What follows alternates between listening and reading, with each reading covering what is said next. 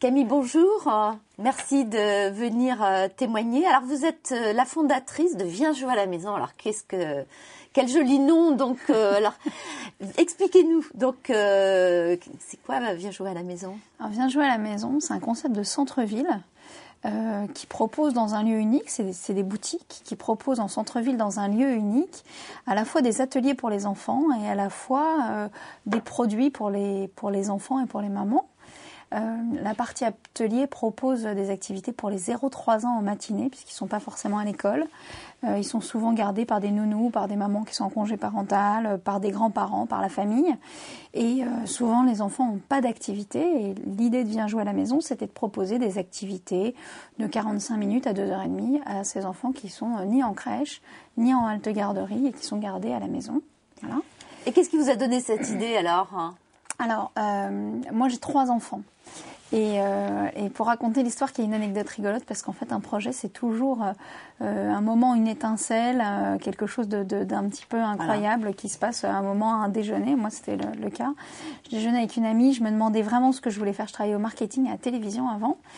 Et en fait, je déjeunais avec une amie qui me disait « Mais Camille, toi qui adores emmener tous mes enfants faire plein d'activités, pourquoi tu crées pas une boîte qui fait faire des activités pour les enfants ?»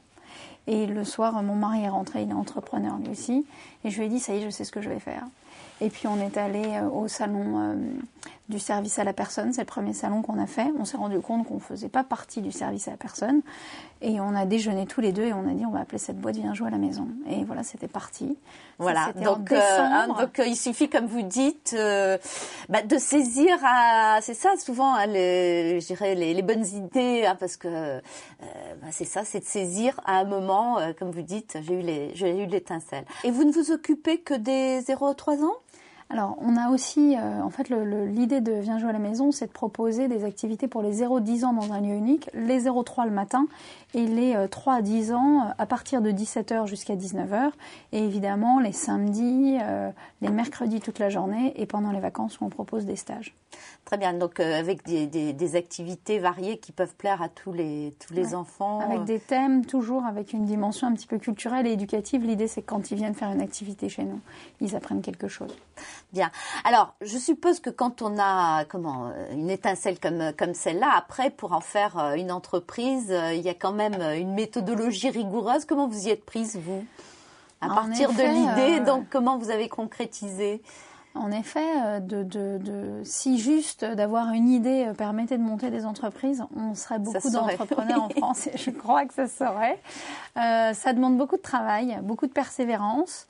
Ça demande de s'intéresser à beaucoup de choses sur lesquelles on n'a pas forcément au début d'affinité. Moi, j'ai une licence d'art du spectacle. Donc de faire des business models, c'était pas mon métier d'origine et j'ai jamais appris ça. Je dois dire que j'éprouve un certain plaisir à le faire maintenant. J'aime plutôt bien. Et puis c'est important. Donc du coup, ça demande autre chose. Donc, il faut apprendre plein de choses. Mais je suppose que vous vous êtes fait aussi accompagner et conseiller parce que même si votre mari est entrepreneur, c'était aussi un peu votre projet. Donc c'est entièrement mon projet. Voilà. J'ai eu de la chance d'avoir quelqu'un qui me comprenait à la maison. Et à qui j'ai dit, quand j'ai dit je vais monter ma boîte, il m'a pas dit oh là là mais c'est dangereux, mais qu'est-ce qu'on va faire et tout ça. Qui va garder les enfants? Qui va garder les enfants? Comment on va faire? Nous on en a 3. Oui. Et je dois dire que là-dessus j'ai eu beaucoup de chance puisqu'il m'a dit mais bien sûr c'est une super idée, allons-y. On a voilà, il est le soutien total. C'est le soutien total. Quand les enfants sont malades et que je suis en réunion, c'est lui qui s'y colle. Donc on a un vrai partage. Voilà. De notre temps familial. Ça, c'est une vraie chance. Alors, vous, en fait, ça a bien marché, tant et si bien que vous avez rapidement pensé à développer d'autres magasins. Ouais. Et qu'est-ce qui vous a orienté vers la franchise d'emblée plutôt qu'un réseau L'entrepreneuriat. Ce qui était formidable et ce qui est formidable en franchise, c'est que c'est du win-win entre entrepreneurs. Nous, on amène un concept, on amène une idée. Et puis, dans les magasins, au lieu d'avoir des responsables de magasins, on a des entrepreneurs qui payent pour le savoir-faire, qui payent pour avoir une assistance, qui du coup sont super exigeants, qui nous obligent, nous, à devenir meilleurs. Et du coup, il y a un vrai réseau qui se crée avec des bonnes suggestions aussi bien dans les magasins qu'à la tête de pont. Et il y a une vraie émulsion qui se crée. Et moi, j'ai choisi la franchise pour travailler avec des femmes entrepreneurs. Puis c'est un gain de temps aussi, et quelque puis des part. hommes, j'en ai un quand même. On multiplie les talents et c'est un gain de temps. C'est pas tellement un gain de temps. Parce que ça demande d'être très organisé, d'être très structuré, parce qu'on ne peut pas vendre n'importe quoi à des entrepreneurs quand même. Donc, ça coûte quand même beaucoup d'argent. Et 2, ça demande d'avoir une vraie structuration de ce qu'on peut proposer. Et on ne gagne pas vraiment de temps, mais en tout cas, on a une émulsion. Voilà. Et justement, c'est compliqué la franchise en plus, il y a tout il y a des lois qui sont assez rigides. Donc vous avez intégré ça très rapidement. Le plus gros de la franchise, la plus grande des lois qu'il faut. Il y a une loi, il y a pour moi une vraie règle. C'est la promesse qu'on fait à l'entrepreneur qui signe le contrat de franchise. C'est-à-dire que quand même, on lui promet qu'on ait un jeune réseau. On ne lui promet pas qu'on ait un réseau qui a 450 points de vente avec les avantages et l'émulsion entrepreneuriale qu'a un jeune réseau. On ne peut pas promettre un réseau, on ne peut pas avoir la même promesse qu'un réseau qui a déjà 500 points de vente. Voilà.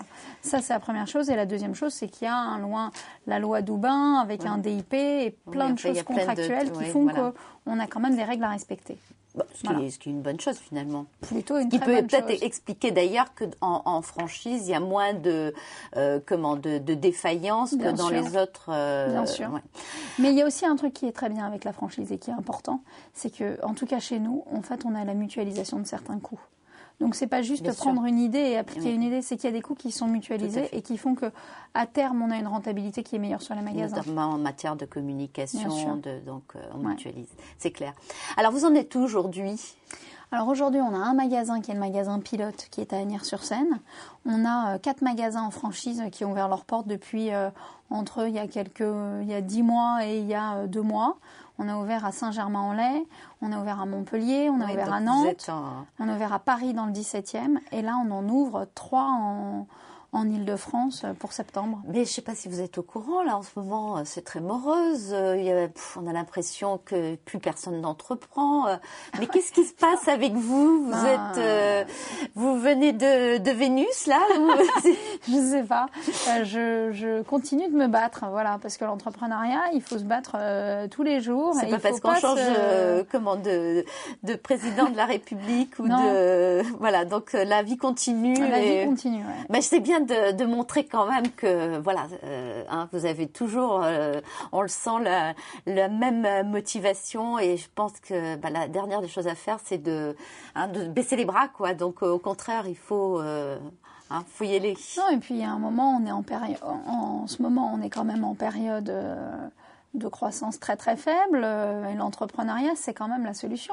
Entreprendre, c'est embaucher des gens, c'est continuer d'avancer, c'est faire du chiffre à notre petit niveau, c'est ce qu'on essaie de faire. Donc on participe quand même à casser la morosité ambiante. Voilà. Alors ces femmes qui nous regardent, peut-être que ces hommes aussi nous disent mais comment elle fait avec 3 enfants, donc toutes ces boutiques qui s'ouvrent, donc où est-ce qu'elle trouve son énergie et comment elle s'organise ? Je pense que j'ai beaucoup d'énergie et je crois que c'est ma vraie force. C'est une vraie chance. Comment je m'organise ? Mes belles-sœurs vous diront pas très bien. Moi, je vous dirais plutôt pas trop mal. Et les enfants et le mari disent quoi ? Les enfants les enfants vont bien. Très honnêtement, et il y a quelque chose qui est formidable, c'est qu'on partage vraiment ça. Moi, à chaque fois que j'ouvre un magasin, le jour de l'ouverture de magasin, mon mari arrive dans le magasin avec mes enfants. Mes enfants sont tellement contents d'aller distribuer des ballons et des prospectus dans la rue. De voir, je leur explique, moi je travaille tous les jours pour le magasin qu'on va ouvrir, regarde, et régulièrement ma fille de 9 ans me demande, maman, alors, est-ce que ça marche bien ? Est-ce que tu es contente ? Est-ce que Céline est contente du magasin qu'elle vient d'ouvrir et tout ça ? Voilà, les enfants sont partie prenante aussi. Complètement. Justement, vous qui l'avez fait, et puis vous êtes encore une jeune entreprise, mais en fort développement, qu'est-ce que vous avez envie de dire donc à toutes ces femmes qui parfois ont du mal à se développer, mais peut-être aussi parce qu'elles ne se donnent pas les moyens. Vous avez dû investir quand même sûrement beaucoup pour réaliser ce développement. Donc qu'est-ce que vous leur dites ? Je pense que le plus dur, c'est le travail. La charge de travail que ça représente, parce que moi, je suis toute gaie là et tout, et c'est le cas, c'est dans mon tempérament profond. Il faut être optimiste, il faut beaucoup travailler. Beaucoup, beaucoup, beaucoup. Il ne faut pas baisser les bras, même quand il y a des coups durs. Quand il y a des coups durs, un entrepreneur, on le reconnaît quand il se sort des coups durs. Parce que quand tout est facile, tout le monde peut le faire. Voilà. Donc, il faut être quand même assez lucide sur la situation. Il faut être assez lucide sur le fait de se dire que quand on monte une boîte, c'est pas facile. Voilà.